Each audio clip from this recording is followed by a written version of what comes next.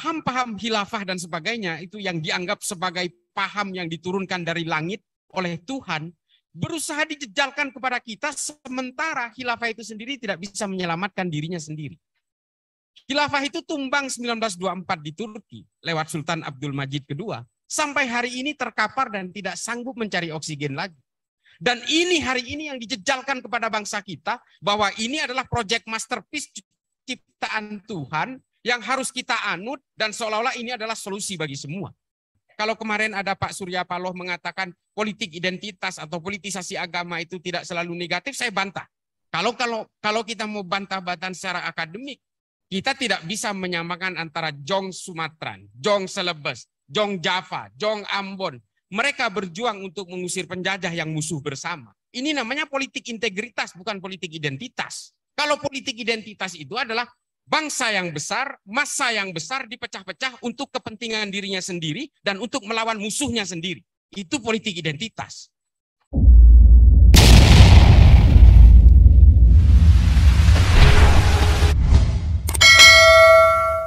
Satu negara yang dikenal sebagai negara aman damai, saya berkali-kali bertemu dengan beberapa pejabat dari Finlandia dan juga dari beberapa negara di Afrika termasuk Asia Selatan yang meminta bahwa apa sih resepnya di Indonesia itu 17.000 pulau, ratusan suku, ada ratusan bahasa dan dialek, lalu kemudian ada beberapa agama, tapi kok bisa sampai hari ini masih bersatu dalam satu sovereignty state yang bernama Negara Kesatuan Republik Indonesia.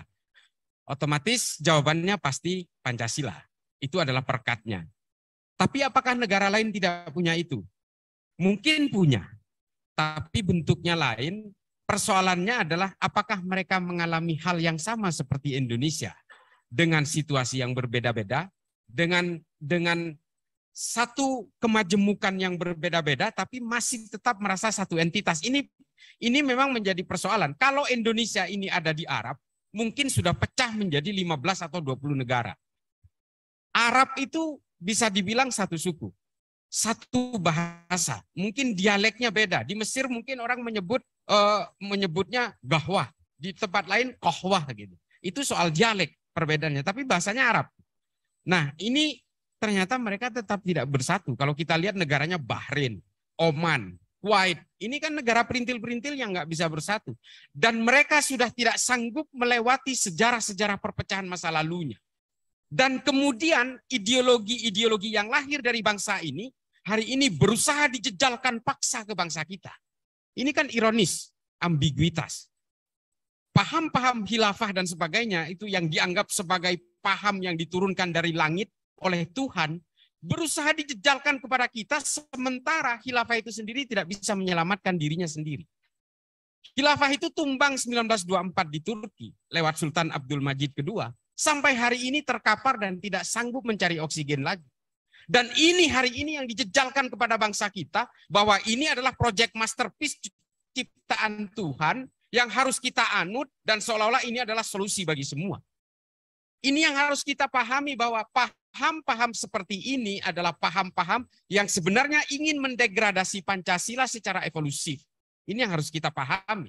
Berjubah-jubah agama dengan membajak kesalehan, mereka lalu bergulir di tengah-tengah kita, di kampus-kampus kita, di generasi muda kita, karena mereka nanti 20-25 tahun ke depan akan menjadi pemimpin, dan dengan harapan mereka akan melakukan revolusi merangkak, menguasai wilayah per wilayah, enklav per enklav, hingga akhirnya betul-betul Pancasila ini betul-betul akan mati dengan sendirinya melalui regulasi-regulasi yang akan diciptakan oleh mereka.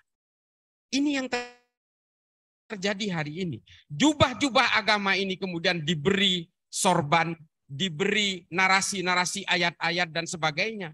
Hari ini orang-orang betul-betul terbius dengan jubah agama. Padahal kejadian seperti ini tidak hanya terjadi hari ini. Ini sudah berabad-abad. Modus penipuan politik menggunakan agama. Saya kembali ke sejarah masa lalu. After the prophet era. Pasca kenabian Muhammad. Kalau soal Nabi Muhammad kita tidak perlu bahas. Ini kepemimpinan nubuah. MPR-nya Allah langsung. Nggak perlu digugat. Allah mengawal kepemimpinan Nabi Muhammad di Madinah.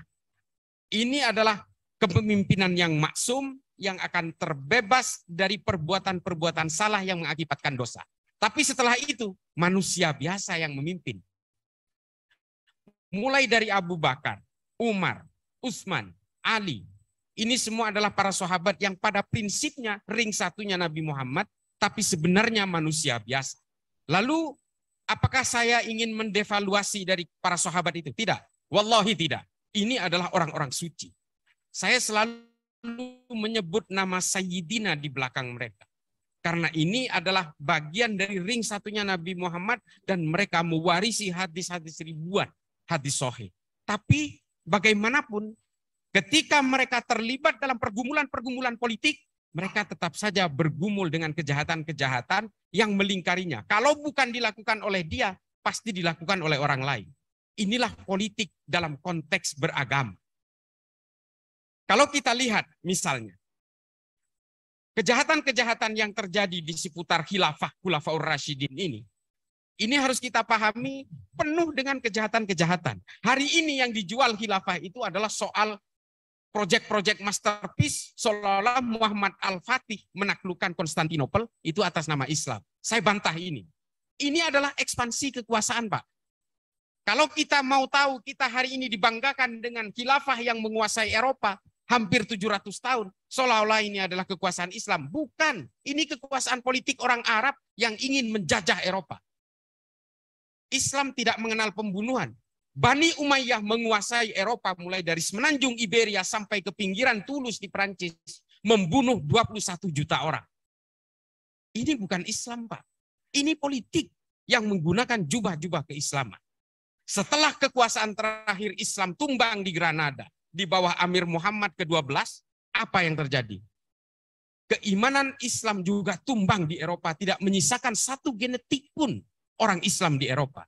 Kalau hari ini ada orang Islam di Eropa, itu imigran, Pak, atau pengungsi dari negara-negara Arab. Tidak ada satu genetik pun disisakan. Masjid menjadi gereja, istana raja menjadi museum dan sebagainya. Sampai hari ini. Itu yang terjadi kalau kita lihat di Spanyol misalnya, atau di Italia. Gereja-gerejanya itu bekas masjid, makanya ada menara dan sebagainya. Itu yang disisakan. Kalau keimanan menumpangi politik, ketika politiknya tumbang, keimanannya juga tumbang. Makanya saya mengatakan, kalau kemarin ada Pak Surya Paloh mengatakan politik identitas atau politisasi agama itu tidak selalu negatif, saya bantah. Kalau kita mau bantah-bantahan secara akademik, kita tidak bisa menyamakan antara Jong Sumatran, Jong Celebes, Jong Java, Jong Ambon. Mereka berjuang untuk mengusir penjajah yang musuh bersama. Ini namanya politik integritas, bukan politik identitas. Kalau politik identitas itu adalah bangsa yang besar, massa yang besar dipecah-pecah untuk kepentingan dirinya sendiri dan untuk melawan musuhnya sendiri. Itu politik identitas.